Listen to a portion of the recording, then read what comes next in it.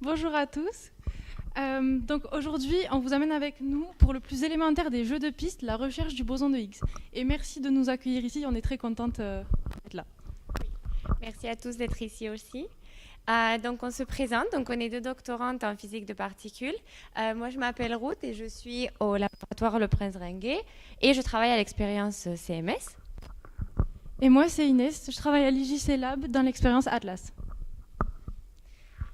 Du coup, on est très contente aujourd'hui de vous ramener avec nous dans notre épopée en tant que pirate des mers intergalactiques, où on espère vous ramener avec nous pour trouver le boson de Higgs. Donc voilà comment va se dérouler notre épopée ou présentation du jour. Donc on va commencer par vous donner un peu de contexte sur les particules élémentaires et le modèle standard. Ensuite, on ira vers notre problématique qui est le problème de la masse pour les particules élémentaires. Ensuite, la quête du boson de Higgs. Et puis finalement, les résultats et qu'est-ce qui viendra peut-être après. Voilà. Et donc on va commencer par le contexte avec les particules élémentaires. Ok, donc la question que peut-être vous vous êtes déjà posée et qui semble naturelle à se poser en tout premier, c'est de quoi sommes-nous faits pour arriver aux particules élémentaires. Donc ici, on a tenté de se représenter et de s'habiller de la même façon que les personnages ici. Pour commencer, donc c'est notre échelle, on fait de l'ordre de grandeur de 1 mètre. Et donc on peut commencer à zoomer. Donc le premier zoom fait à peu près 1 x 10. On va sur l'échelle d'un organe qui est de l'ordre de centimètres. On peut continuer à zoomer et maintenant atteindre plutôt l'échelle de la cellule qui sont les unités, les plus petites unités du vivant. Là on a encore zoomé quand même pas mal par rapport à la taille d'un organe, x 10 000. Ensuite, on peut encore zoomer. Ces cellules, elles sont faites de ce qu'on appelle des molécules, vous connaissez sûrement. Par exemple, on en entend souvent parler pour l'eau, H2O, nanana. Ici, on a 10 zéros devant le mètre, donc ça commence à être sacrément petit comparé à nous. Et ces molécules, en réalité, elles sont faites d'atomes. Donc ça aussi, j'imagine que vous connaissez. C'est les plus petits éléments qui constituent les différents matériaux. Donc c'est ce qui nous constitue, nous. Mais c'est ce qui est aussi le point commun entre les humains et le reste des choses autour de nous, donc la table, l'amphi, tout. Donc, vous avez sûrement déjà vu aussi le tableau périodique des éléments qui regroupe tous les types d'atomes qui existent, à notre connaissance. Mais on peut aller encore plus petit. Et là, on peut plutôt zoomer sur le noyau de l'atome, qui est cette fois est très petit. Il y a 15 zéros devant le... Donc, c'est vraiment très petit. Donc, on a représenté l'électron à côté, qui donc, sont les charges négatives de l'atome. Puis on a la charge positive qui est le noyau avec les protons et les neutrons. Et encore plus petit, à l'intérieur de ces protons et neutrons, on a ce qu'on appelle des quarks. Donc c'est des tout petits bouts de matière. Et donc ici, en fait, on vient d'atteindre l'échelle des particules élémentaires. Donc vous avez les électrons et les quarks qui sont les premières particules élémentaires dont on va parler aujourd'hui, qui font partie de ces éléments les plus petits connus à ce jour dans notre monde. Et donc c'est un point commun entre nous et tout ce qu'il y a dans l'univers en termes de matière ordinaire. Parfait, donc j'espère que vous avez à peu près compris jusqu'à où est-ce qu'on veut aller dans l'échelle du plus petit. Et on est très content d'avoir des petits ici parce qu'on aime bien donner cette analogie parce qu'on pense qu'elle est assez claire pour vous, mais aussi pour tout le monde. Parce qu'en gros, du coup, nous, on va s'intéresser, c'est comme si on avait nos pièces de Lego. Et en fait, avec les pièces de Lego, on peut arriver à construire des objets assez compliqués, comme vous pouvez voir et vous pouvez imaginer. Et du coup, en fait, nous, ce qu'on va faire, c'est au lieu d'avoir des briques de Lego, on va prendre ces petites particules. Et avec ces petites particules, on va pouvoir en fait constituer tout notre univers, toute la matière ordinaire qu'on appelle, toute la matière, elle va être faite de la même chose, en fait, de toutes ces petites particules. C'est comme tout c'était fait de ces petites briques de Lego. Du coup, c'est là où on veut arriver. Mais non seulement c'est intéressant juste pour trouver un point commun entre tout l'univers, ce qui est déjà pas mal. Mais en fait aussi, ça nous permet de comprendre le début de l'univers et c'est le plus proche qu'on puisse se rapprocher parce qu'en fait, chercher ces briques les plus fondamentales nous permet de remonter dans le temps et en particulier à quelques nanosecondes juste après la création de l'univers. Et du coup, en étudiant ces particules, on peut vraiment se rapprocher et avoir une meilleure compréhension de notre univers. Ok, du coup maintenant on va vous présenter le modèle standard de la physique des particules, en oubliant une des plus importantes, vous verrez après. Donc c'est le modèle qui regroupe toutes les particules qu'on connaît à ce jour.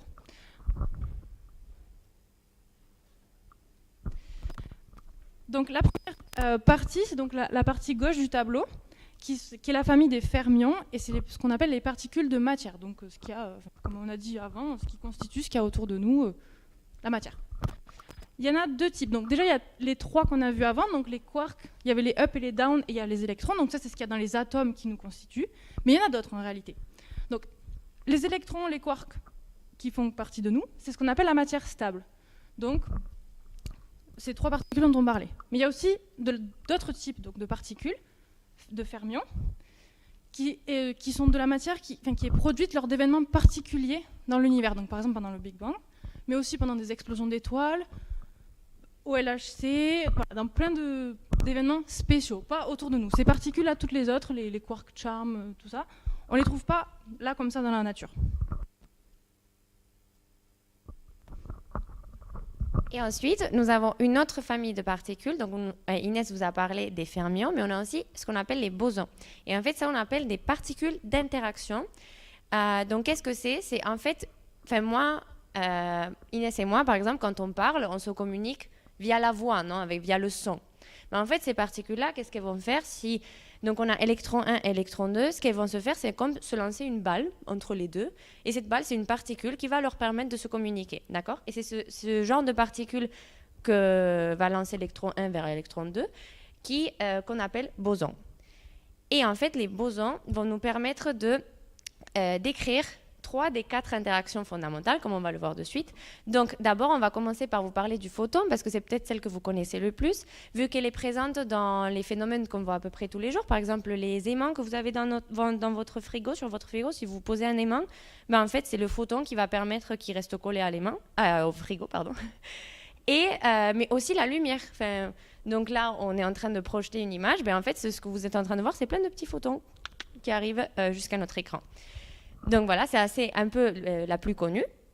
Mais on a aussi l'interaction faible, qui, dite comme ça, peut-être vous n'en avez pas entendu parler, mais en réalité, sûrement beaucoup d'entre vous avez déjà parlé de la radioactivité. Donc en fait, c'est la force qui est liée à tout ce qui décrit la radioactivité. C'est celle qui nous permet de décrire ces phénomènes-là.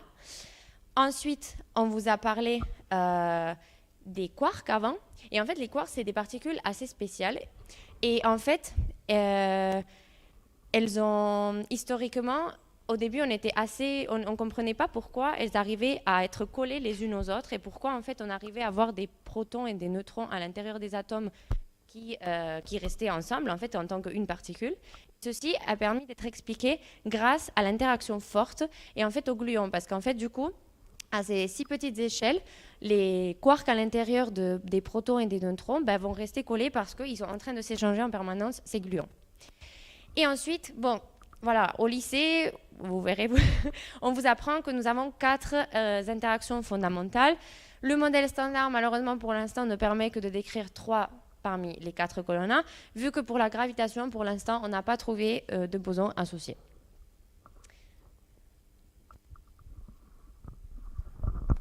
Voilà, donc ça c'est un peu le contexte de la physique des particules et du modèle standard. Maintenant, notre problématique, c'est la suivante, c'est la source de la masse des particules élémentaires.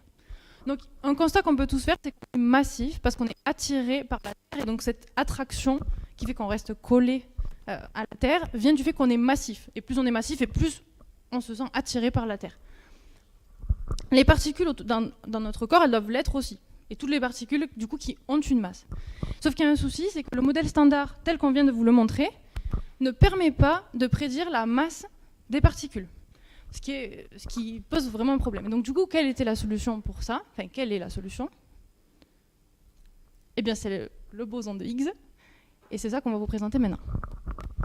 Du coup, l'hypothèse du boson de Higgs a commencé en 1964, quand des physiciens théoriciens ont voulu résoudre... ça c'était donc le siècle dernier.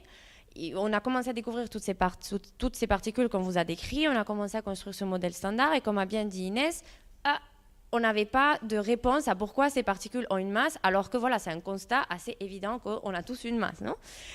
Donc voilà, les théoriciens ont commencé à creuser, ils ont dit, bon, on va trouver une explication avec ce qu'on a déjà et on va voir qu'est-ce qu'on pourrait trouver ensuite qui pourrait nous permettre d'écrire ce phénomène. Du coup, en particulier, c'est Peter Higgs, Robert Brood et François Englert qui ont commencé à développer cette théorie du boson de Higgs pour que les particules massives du modèle standard aient une masse.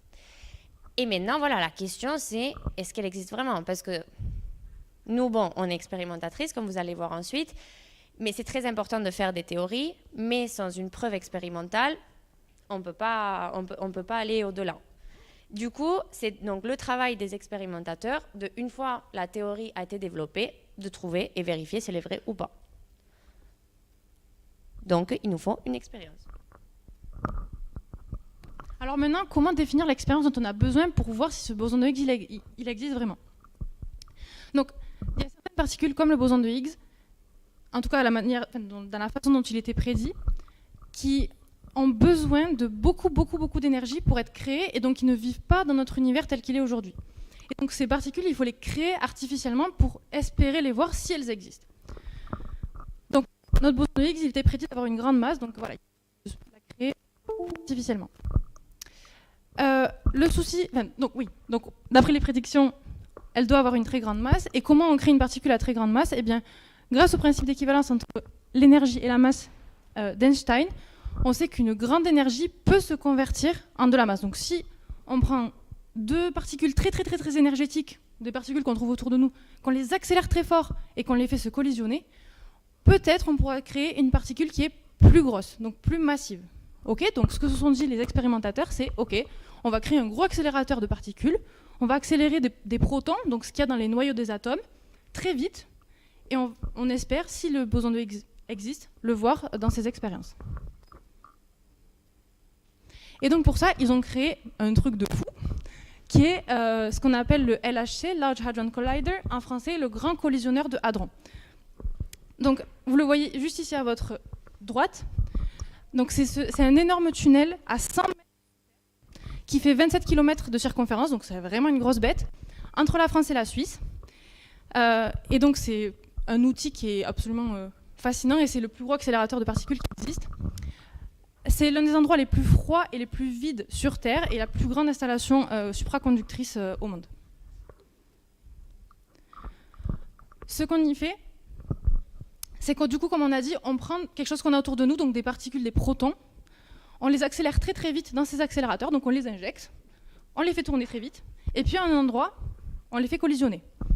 Donc on les accélère quasiment à la vitesse de la lumière, ce qui est fou, et en fait on les fait accélérer par paquets, parce que c'est des trucs tout petits, donc pour réussir à les faire collisionner à un, c'est compliqué, donc on fait des paquets, et on espère qu'il y ait certains qui collisionnent dans les paquets. C'est des paquets de 100 milliards de protons, donc c'est vraiment beaucoup, et ça on fait ces collisions tous les 25 nanosecondes, donc c'est vraiment très petit, tous les en gros milliardièmes de seconde. Donc ces collisions on les fait à 4 endroits sur le LHC, 4 endroits principaux, qui sont les 4 expériences principales du CERN et donc du LHC. Donc comment voir ces collisions? Donc en fait, voilà, Inès vous a très bien dit, on a toutes les 25 nanosecondes une collision, ce qui veut dire que toutes les secondes, on a 40 millions de collisions qui se passent, d'accord?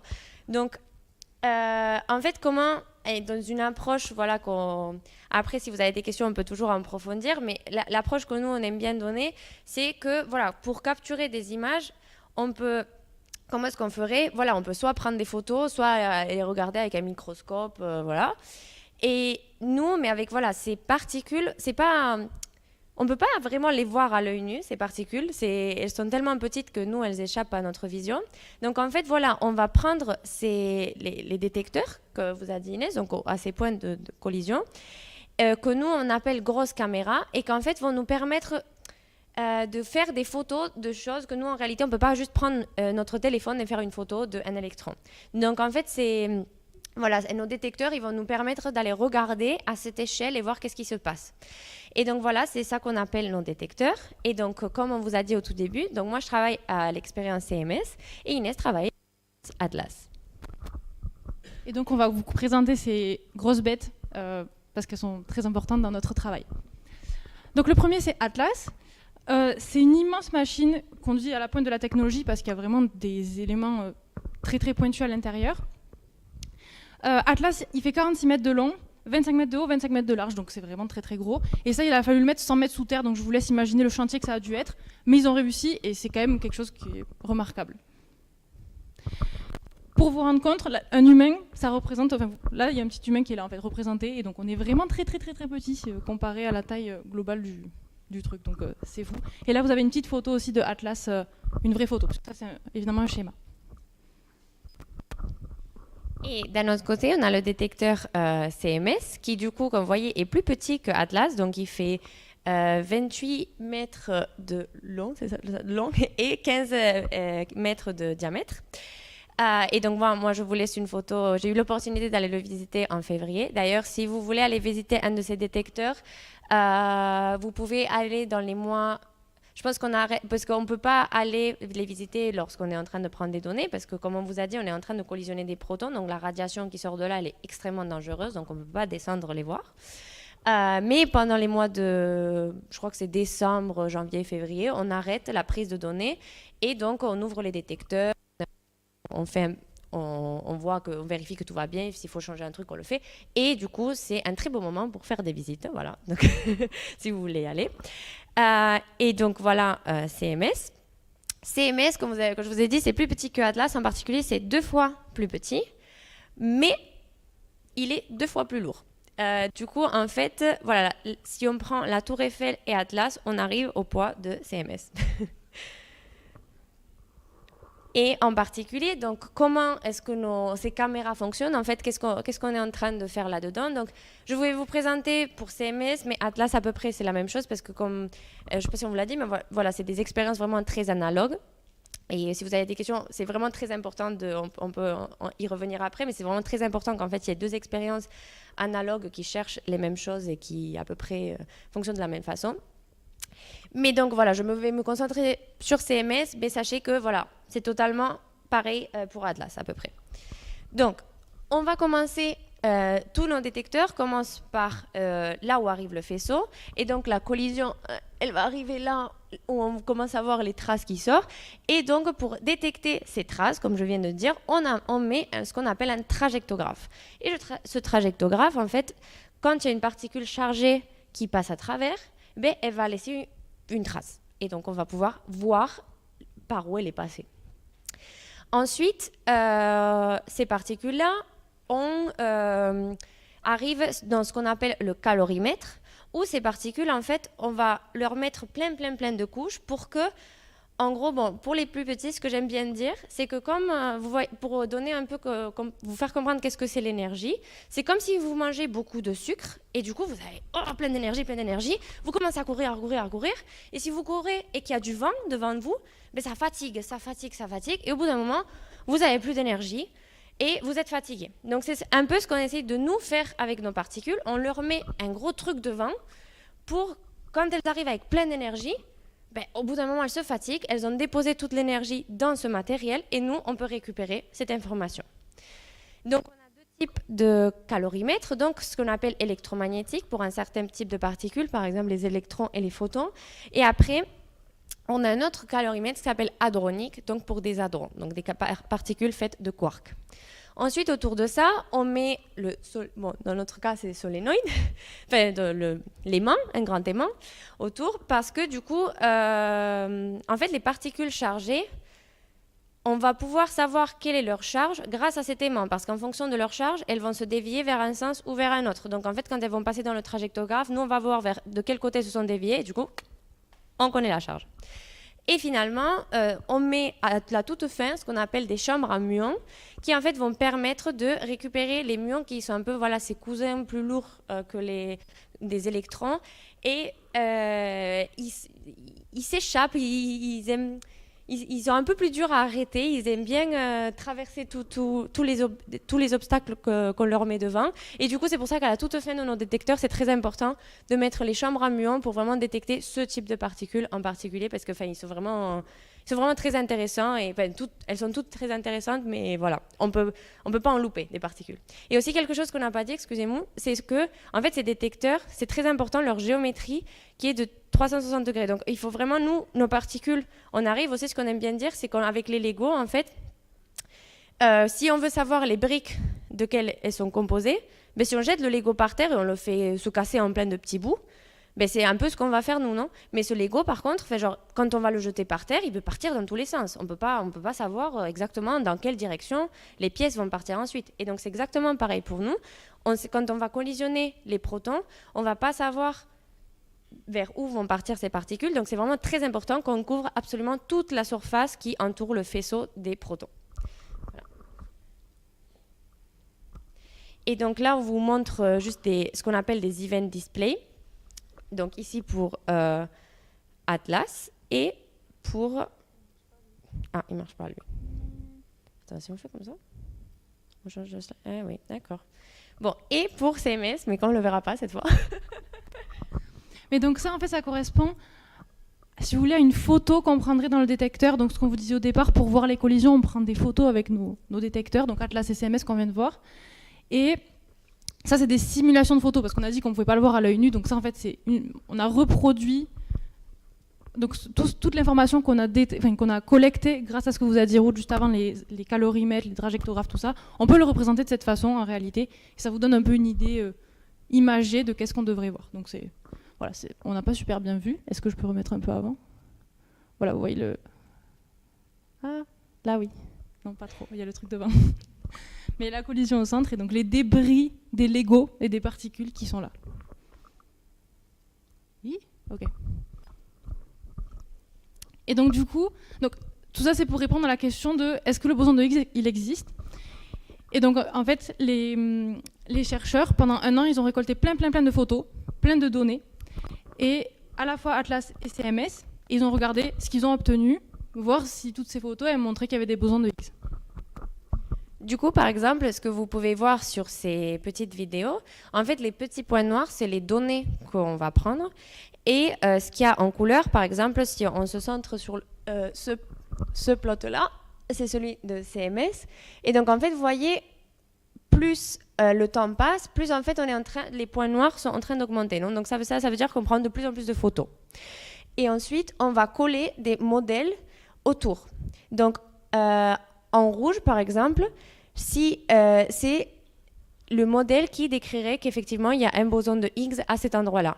Et comme vous voyez, le pic rouge, il fit très bien aux données. Donc, il décrit très bien les données que l'on observe.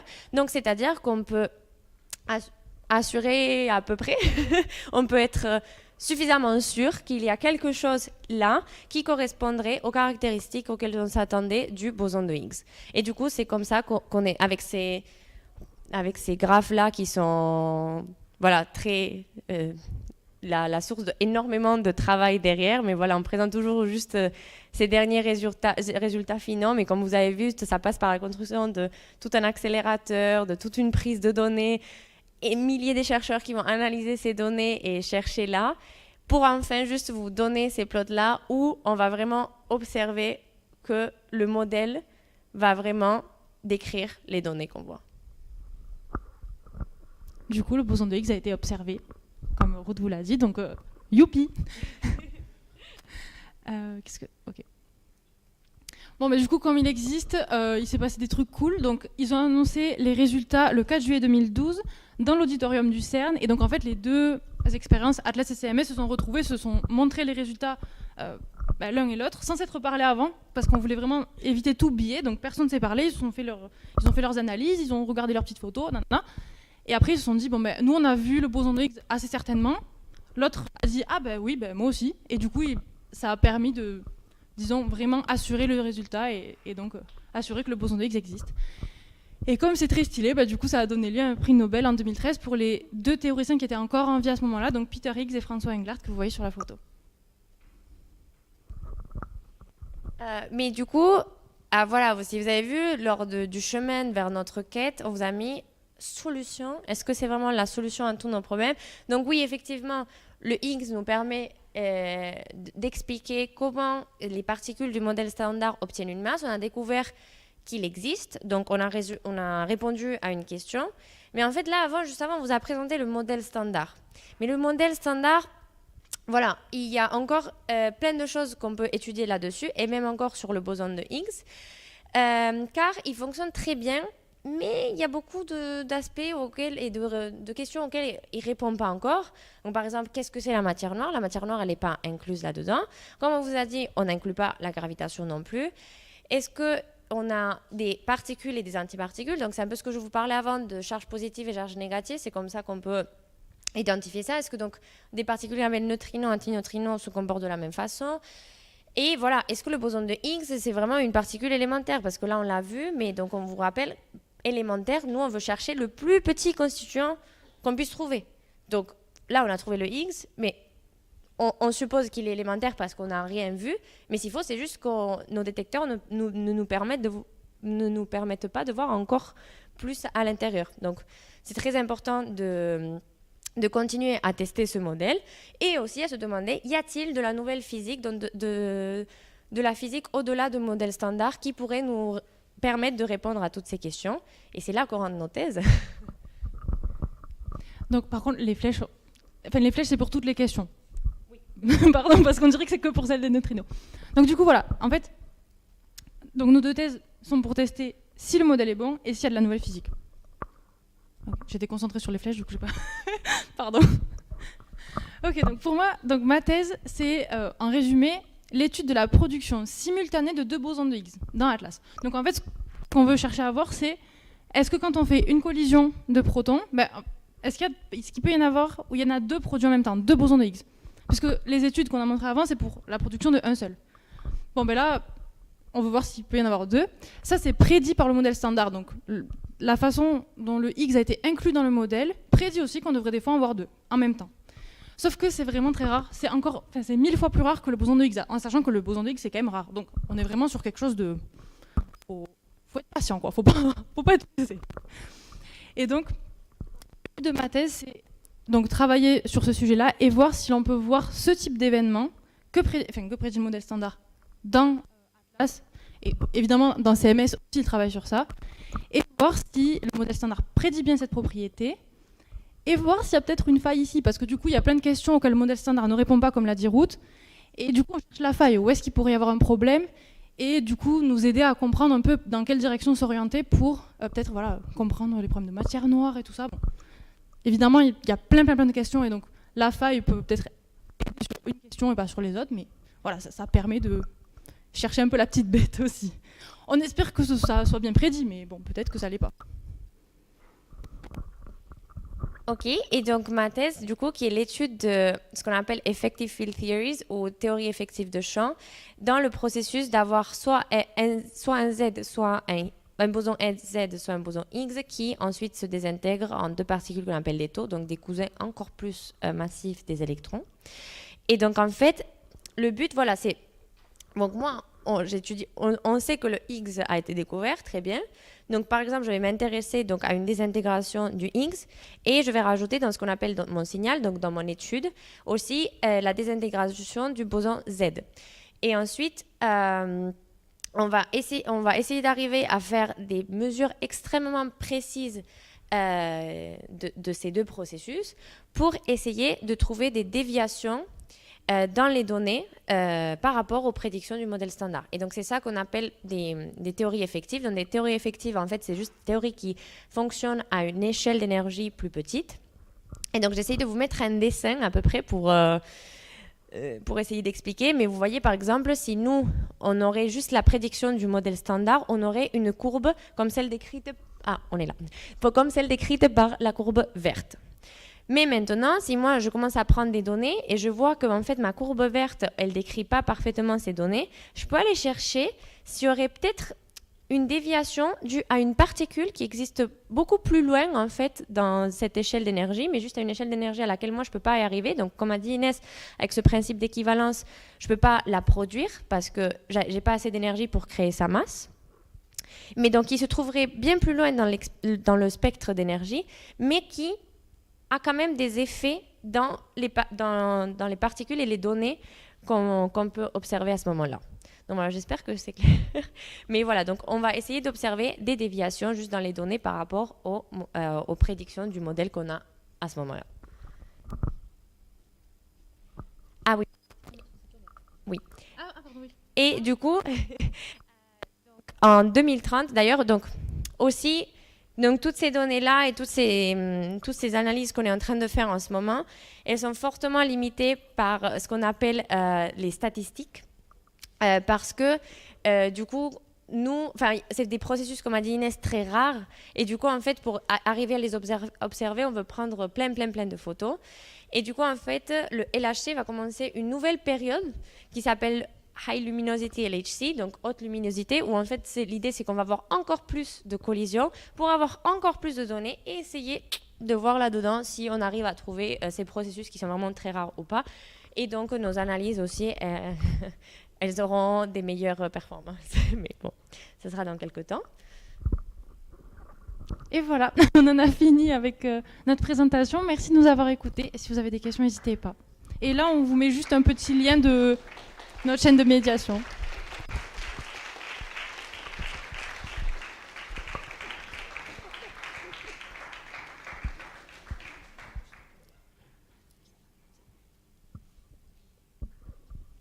Oui.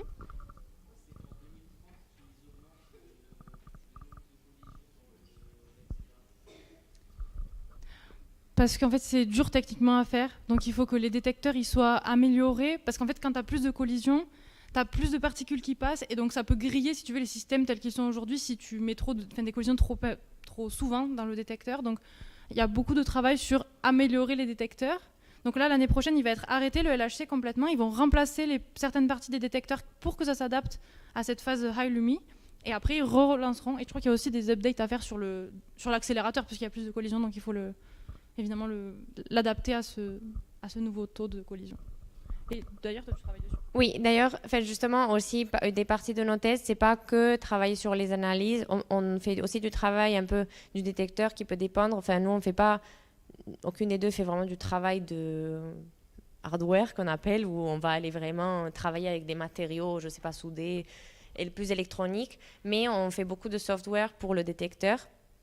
Et donc moi, par exemple, je travaille à CMS. Ils vont remplacer les parties externes du détecteur par un complètement nouveau.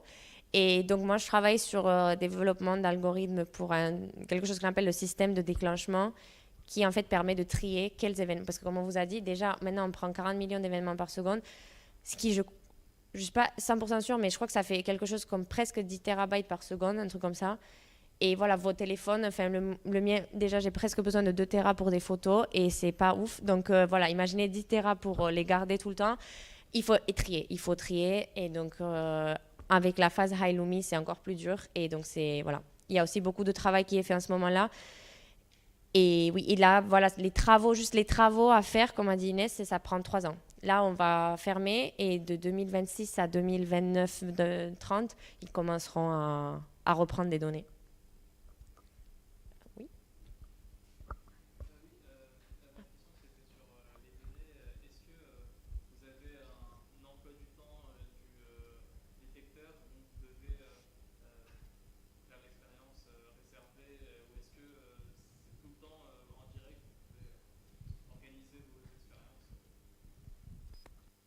C'est tout le temps. Peut-être ça, c'est plutôt, par exemple, Soleil, l'accélérateur Soleil ici, sur le plateau. Effectivement, je crois qu'il faut...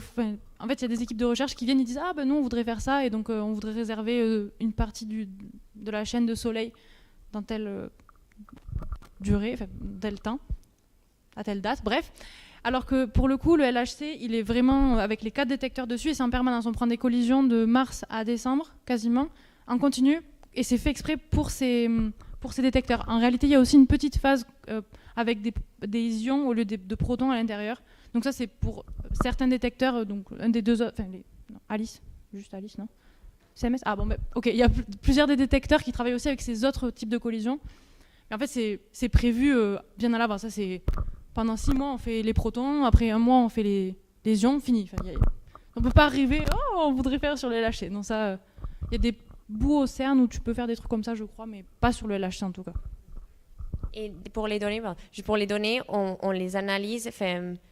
Il y en a tellement, ça prend vraiment très très longtemps à créer des stratégies d'analyse qu'on appelle et après à vraiment traiter les données, qu'on a des périodes qu'on appelle run. Et du coup, en fait, on va accumuler beaucoup de données, mais il y a encore des gens, par exemple, qui travaillent avec les données avant 2017, non? Ça, c'est 22. Donc, il y a des données qui ont été prises il y a 5 ans, mais qui sont encore en train d'être analysées parce que vraiment, il y en a beaucoup. Et donc, voilà. Okay. Oui.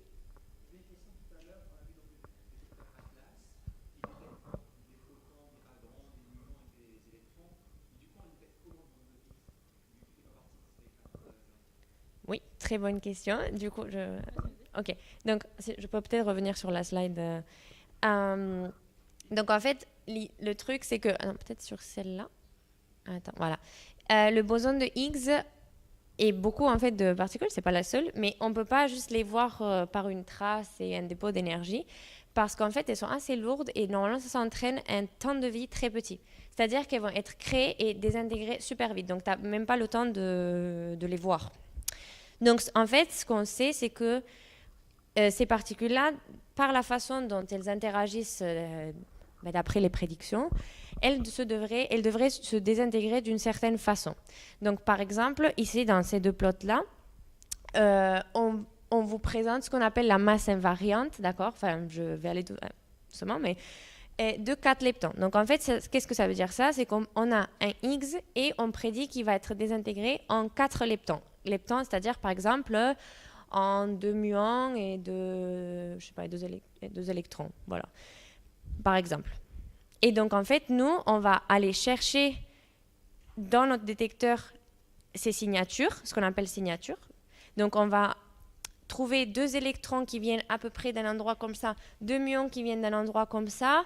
Et en fait, en prenant la masse de ce muon, plus cet électron, on va former la masse de la particule mère. Et donc, c'est comme ça qu'on peut arriver à retrouver le boson de Higgs.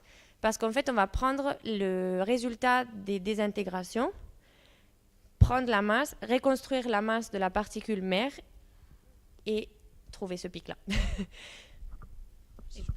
Mais par exemple, tu as plein de canaux de désintégration. Ça, c'est le 4 leptons, il a permis de trouver le Higgs. Celui avec 2 photons aussi. Mais Ruth, par exemple, elle a dit qu'elle travaillait sur celui en toto. Donc, en fait, il y a plein de canaux différents et en fait, il y a plein d'analyses différentes, plein d'équipes. Oui, je l'ai dit, non?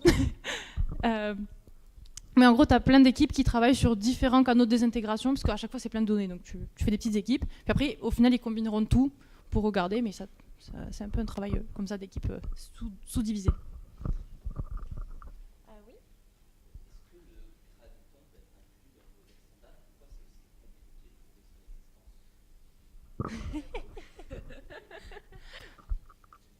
Je pense qu'il doit y avoir des théories qui l'incluent, mais en fait, les prédictions... Il y a eu des prédictions, je pense, de graviton, je ne suis pas du tout experte, je ne sais pas trop, mais il y a eu des prédictions et on n'a jamais observé de particules qui ressemblent à un graviton. Et en fait, le problème aussi, c'est que la gravité est très, très, très bien décrite par la relativité générale d'Einstein. Vraiment, ça marche super bien. En fait, les deux modèles marchent très bien dans leur domaine. Donc, la relativité avec la gravitation et puis le modèle standard avec tout ce qui est électromagnétisme, tout ça. Donc, c'est vraiment, disons, problématique parce que comment allier deux théories qui n'ont rien à voir, un peu, entre guillemets. Donc, c'est très difficile. Et voilà, les gravitons, on n'en a jamais observé. Il doit y avoir des théories qui essaient de l'inclure, mais ça fonctionne pas. En tout cas, on n'en a pas trouvé autour de nous. Donc, c'est un problème très, très, disons, important de la physique maintenant, de comment allier les deux modèles, mais c'est très compliqué aussi. Pourquoi on n'arrive pas à l'inclure dans le modèle ?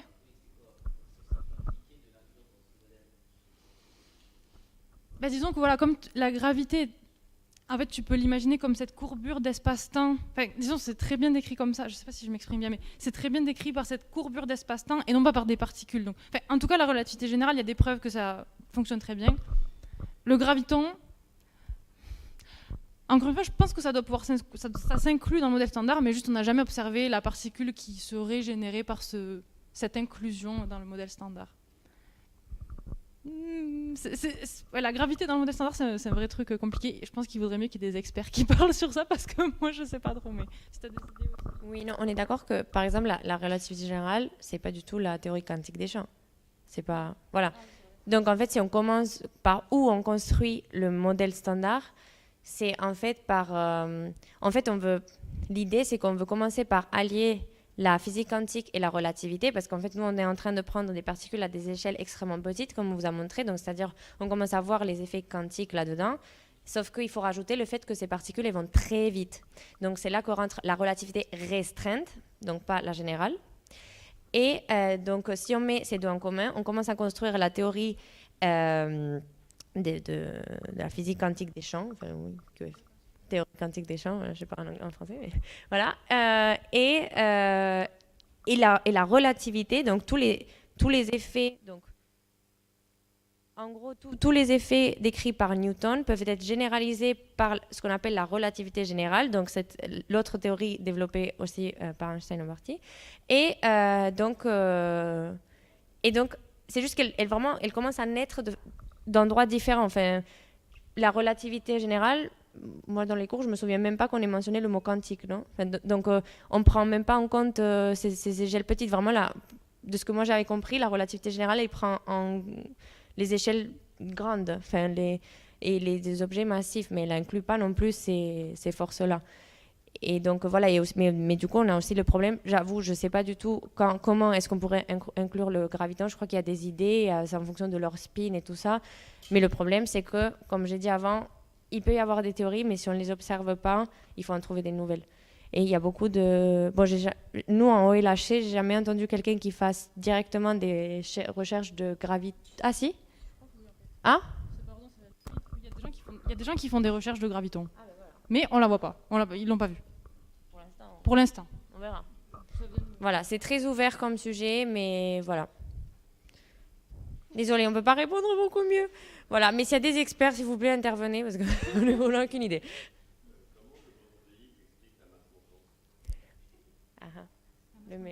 Oui, le mécanisme. Ah, vas-y, si tu veux y aller, vas-y. Alors, donc ça, c'est ce qu'on appelle le electroweak symmetry breaking. Oh là là. Comment j'explique ça? Je pense que c'est un peu ce qu'on peut commencer à penser. C'est que justement, nous, on veut arriver, non, comme je vous disais, enfin un peu le Saint Grial, un peu l'idée très belle, idéalistique de tous les physiciens, c'est de trouver ce qu'on appelle une théorie du tout, non? Une théorie où toutes les forces sont unifiées, et donc de là où on aimerait trouver une réponse à unifier, donc faible, électromagnétique et forte avec la gravité, d'accord? Et donc en fait, plus on descend en énergie, on va commencer à casser l'union de ces forces, d'accord? Et donc, en gros, à une certaine échelle d'énergie, on peut mettre ensemble la force électromagnétique et la force faible. Et donc, en fait, le mécanisme du boson de Higgs, il rentre là-dedans pour, en fait, Je galère, hein. En fait, il permettrait... C'est un des facteurs qui expliquerait donc, la séparation de que nous, à notre échelle d'énergie, donc à nos vies de tous les jours, on puisse séparer l'énergie électromagnétique de l'énergie faible, parce qu'à un moment, il s'est passé ce qu'on appelle une brisure de symétrie, une brisure de symétrie, grâce à laquelle ces particules ont gagné une masse. Et donc, à notre échelle d'énergie, ces particules ont une masse. Mais si on les ramène à si on les met ensemble, il n'y a pas eu cette brisure de symétrie, mais en principe, il n'y a pas eu ce phénomène, ces particules n'ont pas gagné de masse. On est d'accord? C'est comme ça? Pourquoi tu es comme ça? Non, moi, c'est comme ça que je l'expliquerai. Mais... Ah, d'accord. Elle va donner son explication maintenant. Disons d'une façon peut-être plus simplifiée. Non.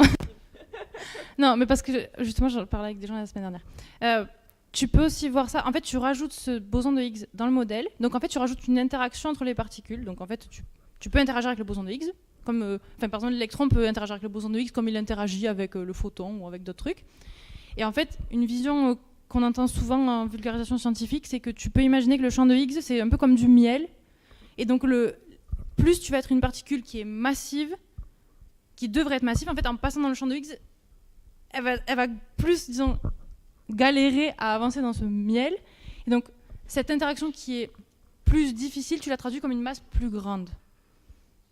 En fait, mais c'est pas un frottement, hein, ça n'a rien à voir avec un frottement. Ça, c'est vraiment une vision très imagée, mais c'est vraiment juste le fait d'imaginer qu'une particule toute légère, en fait, dans le champ de Higgs, elle va passer plus vite, plus facilement, mais elle va interagir quand même avec le miel, donc avec le champ de Higgs, alors qu'une particule plus lourde, elle va se traîner, et c'est pour ça qu'elle est très massive. C'est une façon très imagée de le voir. Mais par exemple, le photon qui n'a pas du tout de masse, lui, il passe comme s'il n'y avait pas de miel. Il file.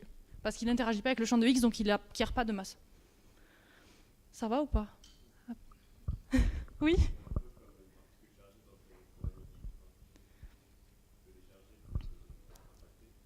Oui, voilà. Oui, exactement. C'est-à-dire qu'une particule chargée dans le champ électromagnétique, elle va interagir avec, alors qu'une les particules neutres n'interagissent pas avec le champ électromagnétique. Par contre, pour le champ de Higgs, les particules non n'interagissent pas avec le champ de Higgs, alors que les particules massives, oui, pour qu'elles puissent acquérir cette masse. Ça va? Ok, Waouh, c'était dur. Oui. Opposé dans quel sens? Charge.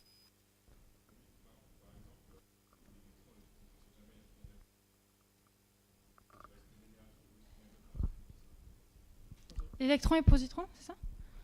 Tu peux aussi créer. En fait, tu crées aussi des particules. C'est juste. Non, mais qu'est-ce qui se passe quand il y a un électron et un positron? Ah, tu as aussi une collision. Tu peux aussi les collisionner. D'ailleurs, je crois qu'il y a des. Je crois que ça existe des collisionneurs électrons. Oui, des E plus et moins. Oui.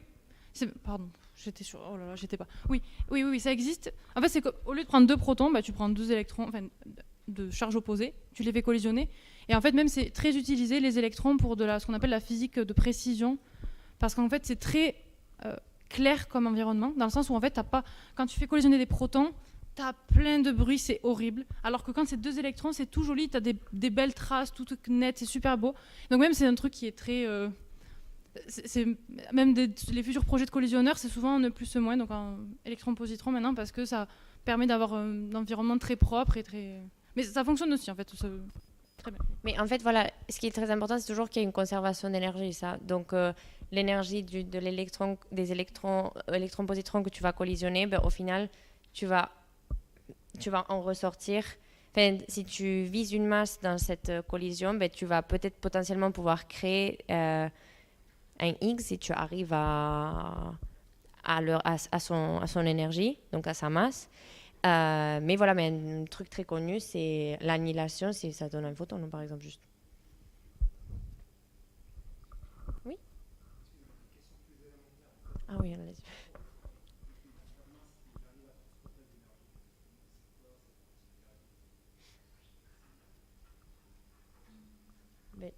Juste ça, c'est... Comment on l'appelle? Masse...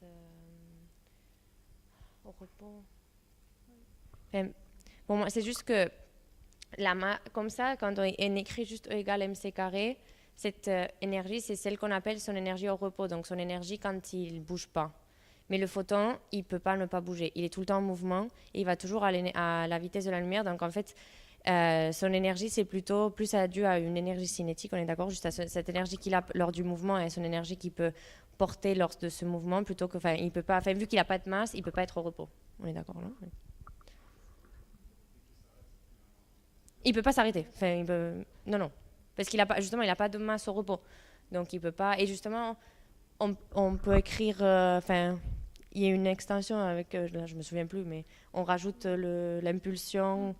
Elle peut être un peu plus étendue, cette formule d'Einstein, pour inclure justement quand il n'y a pas de masse. Et du coup, tu prends en compte l'énergie cinétique. Du mouvement, juste. Ok. Voilà. Bon, merci pour toutes vos questions. On est vraiment désolé si on n'est pas arrivé à bien répondre à tous. Mais voilà.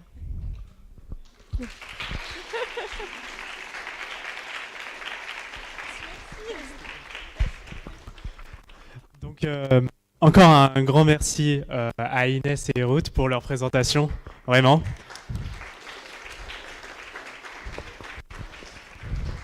Donc à présent, on va passer à la suite de la journée conférence. Bien sûr, une petite pause avant ou un buffet, il est vraiment bien, va vous être proposé.